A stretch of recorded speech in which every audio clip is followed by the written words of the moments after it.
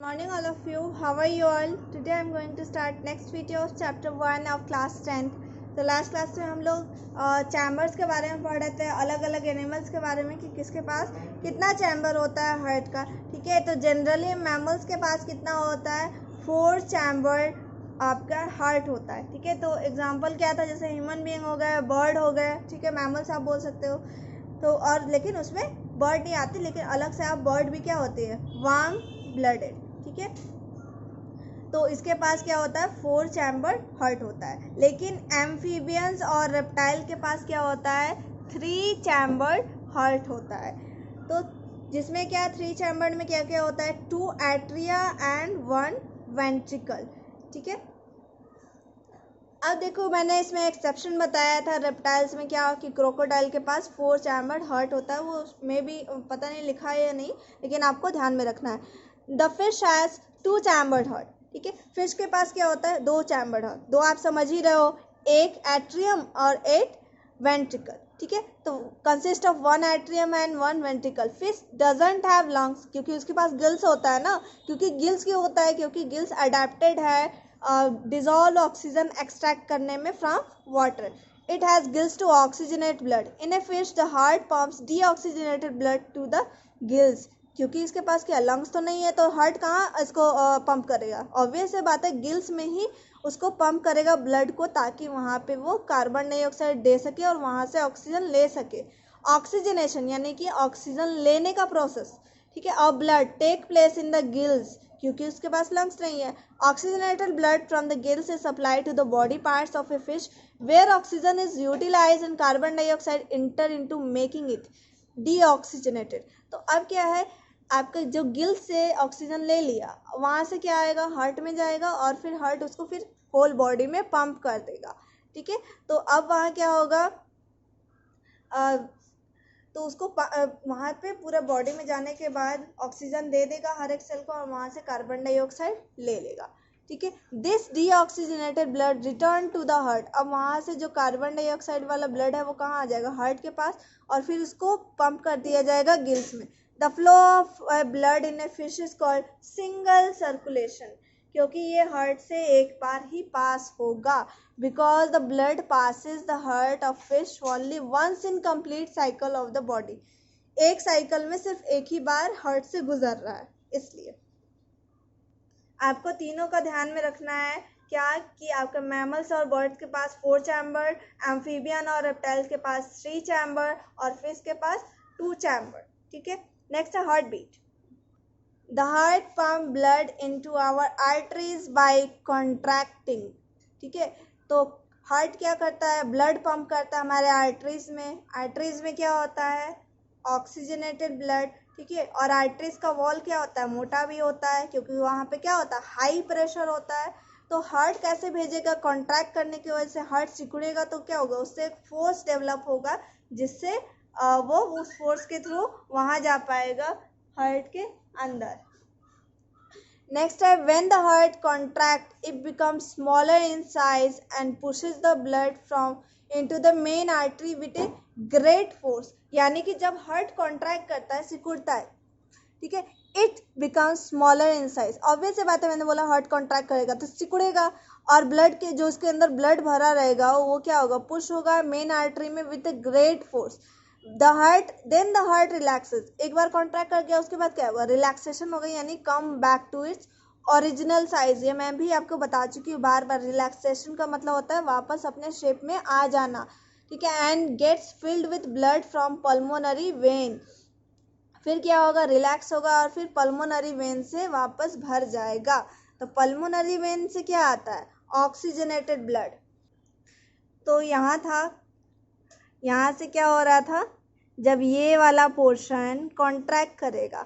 ठीक है, अभी आर्टरीज की बात हो रही थी ना, यानी कि ऑक्सीजनेटेड ब्लड जा रहा है, तो कौन सा पार्ट होगा, लेफ्ट वेंट्रिकल। तो ये लेफ्ट वाला पोर्शन, ये क्या होगा, वेंट्रिकल कॉन्ट्रैक्ट करेगा, सिकुड़ेगा। अब आप देख लो, ये इतना स्पेस है, अगर ये सिकुड़ जाएगा तो ऑब्वियस सी बात है, इसमें जो ब्लड भरा होगा ये क्या होगा, स्क्वीज होके यहाँ चला जाएगा। यहाँ से कहाँ जा रहा है आपका, बॉडी पार्ट्स, ये मैं बता चुकी हूँ। ठीक है, बॉडी पार्ट्स में जाएगा ये वाला। ठीक है, तो यहाँ जो कॉन्ट्रैक्ट करेगा तो ये बॉडी पार्ट्स में गया। ठीक है, अब जैसे ये गया ग्रेट फोर्स के साथ जाएगा, ठीक है, और जब ये रिलैक्स किया यानी वापस अपने शेप में आ गया, तो ये पल्मोनरी वेन जो कहाँ से आ रहा है, पल्मोनरी वर्ड किससे रिलेटेड है, लंग्स से, तो लंग्स से आ रहा है हार्ट में, तो कौन सा ब्लड होगा, ऑक्सीजन वाला, ऑक्सीजन रिच ब्लड। तो ये क्या होगा, वापस यहाँ पे भर जाएगा। तो यहाँ पे आके पहले कहाँ आएगा, लेफ्ट एट्रियम में, ठीक है, और फिर जब लेफ्ट एट्रियम कॉन्ट्रैक्ट करेगा तो ये कहाँ आ जाएगा, लेफ्ट वेंट्रिकल में, ठीक है। ये आपको पूरा क्लियर हुआ, यही आपका हार्ट बीट वाले पोर्शन में बता रहा था। तो नेक्स्ट ये है, in this way the heart keeps on contracting and relaxing again and again to pump blood into the body continuously, यानी कि इस तरीके से आपका हार्ट लगातार कॉन्ट्रैक्ट और रिलैक्स करते रहता है ताकि आपके बॉडी में लगातार ब्लड जा सके। कौन सा वाला, ऑक्सीजनेटेड, और रिमूव कौन सा होगा, deoxygenated. One complete contraction and relaxation of the heart is called heart beat, यानी एक हार्ट बीट में क्या होता है, एक complete contraction, one complete contraction and one complete relaxation. आपको याद होगा मैंने बोला था दोनों आपका जो अपर पार्ट है एक साथ कॉन्ट्रैक्ट करता है, और दोनों लोअर पार्ट यानी कि वेंट्रिकल और अपर पार्ट क्या था, एट्रिया, वो दोनों एक साथ करता है, यानी दोनों एट्रिया एक साथ कॉन्ट्रैक्ट करेगा, एक साथ रिलैक्स करेगा, और दोनों वेंट्रिकल एक साथ कॉन्ट्रैक्ट करेगा, एक साथ रिलैक्स करेगा। तो one complete contraction and relaxation एक हार्ट बीट कहलाता है। जैसे कि आपका ब्रीदिंग में था, वन ब्रीथ क्या था, एक इनहेल प्लस वन एक्सेल, दोनों वन इनहेल और वन एक्सेल, एक वन ब्रीथ था। तो इसमें भी वही है। The heart usually beats 70 to 72 times in a single minute. एक मिनट में कितना बार, 70 to 72, ये बढ़ भी सकता है, ठीक है।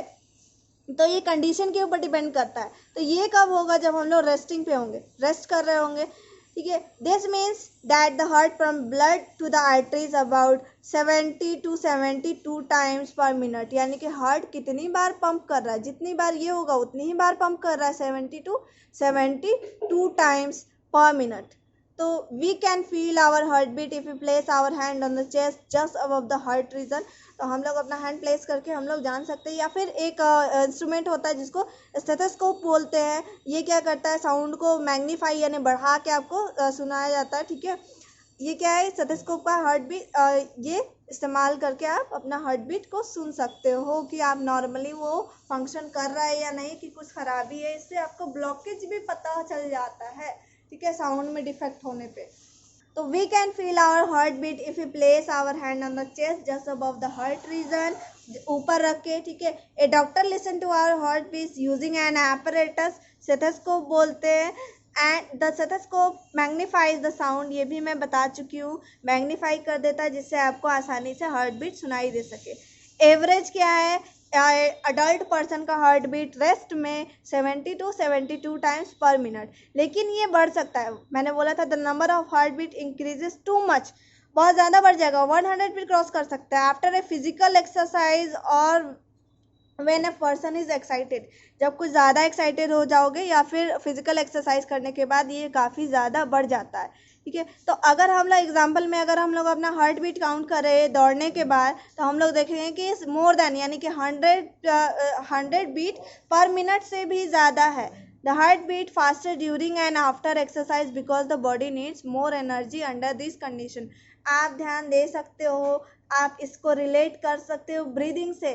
तो ब्रीदिंग से कैसे, जैसे आप एक्सरसाइज करने के बाद आपका ब्रीदिंग रेट क्या था, बढ़ जा रहा था, वैसे ही आपका हार्ट बीट भी क्या होगा, बढ़ जाएगा। क्यों बढ़ेगा, क्योंकि आपको ऑक्सीजन की ज़रूरत है। अब जब हार्ट पंप ही नहीं करेगा ब्लड जल्दी जल्दी, तो आपको ऑक्सीजन जल्दी जल्दी कैसे मिलेगा, ठीक है। और जल्दी जल्दी सांस नहीं लोगे तो भी आपका ऑक्सीजन नहीं मिलेगा। तो दोनों बढ़ जाता है, breathing rate plus heart beat दोनों बढ़ जाता है। कभी कभी मिक्स करके भी क्वेश्चन दे सकता है, ठीक है। तो the faster beating of heart pump blood, ठीक है, more rapidly to the body organ which supply more oxygen to the body cells for rapid respiration to produce more energy। ये क्या होता है, जल्दी जल्दी हार्ट पंप करता है बॉडी सेल्स में ताकि रेस्पायरेशन, यानी रेस्पायरेशन बोला है, रेस्पायरेशन का भी रेट बढ़ जाएगा, यानी एनर्जी बनाने का रेट भी बढ़ जाएगा। The heartbeat can be counted easily by counting the pulse। आप पल्स को काउंट कर सकते हो। पल्स क्या, आपके जो हैंड पे, रिस्ट यानी कलाई पे कुछ कुछ ऐसा पोर्शन होता है जिसपे आप अपना हल्के हाथ से हैंड प्लेस करके आप उसको हल्का हल्का वो बीटिंग फील कर सकते हो, वो होता है पल्स। ठीक है, तो नेक्स्ट वही है, हमें वही पढ़ना है पल्स के बारे में। ठीक है, तो नेक्स्ट वीडियो में हम लोग पल्स के बारे में पढ़ेंगे। फिलहाल के लिए इतना ही। आई होप ये इजी था, हार्ट बीट आपको समझ में आ गया होगा। बाकी का नेक्स्ट वीडियो में।